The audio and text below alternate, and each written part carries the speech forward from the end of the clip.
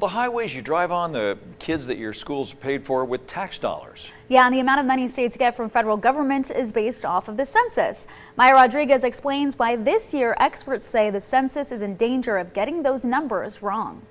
You may have gotten one in the mail or a knock on the door.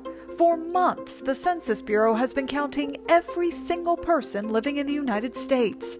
Even the homeless in a rural state like Montana get counted. In the last month, we have finished and submitted census for 70 homeless people. But this year, an accurate census count could be in jeopardy. The census is not a dry statistical exercise. Thomas Wolf is with the Brennan Center for Justice, which is pushing in court for an accurate census count. He says because of the coronavirus, the Census Bureau extended the deadline for in-person counting, setting it for the end of October.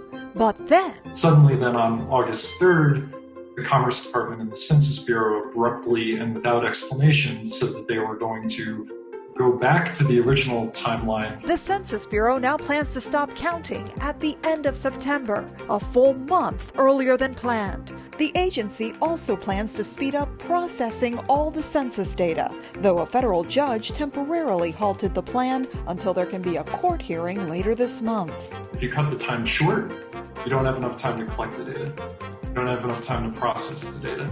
And then you end up with real problems. Problems that could include undercounting communities of color, like African Americans, Hispanics, and Native Americans. In response to our questions, the Census Bureau referred us to a statement which says in part, "We are taking steps and adapting our operations to make sure everyone is counted while keeping everyone safe." But census maps, updated continuously, show that's a struggle in some states.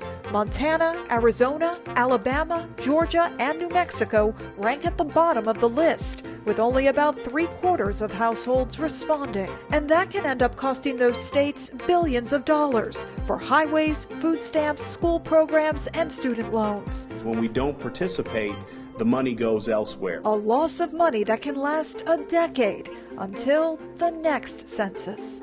In Washington, D.C., I'm Maya Rodriguez. Very interesting. Right now, only 65% of households in Nevada have been counted for the census. The national average is more than 88%. This year, you can respond either online, by mail, or by phone. You have until the end of the month to be counted. Now, if you don't respond, the census workers could come to your neighbor's house or seek out other sources to gather as much information as possible about you and your household. Right now, civil rights groups and local governments are pushing to extend the deadline to next month. A federal court hearing next week will decide whether or not to push back that deadline.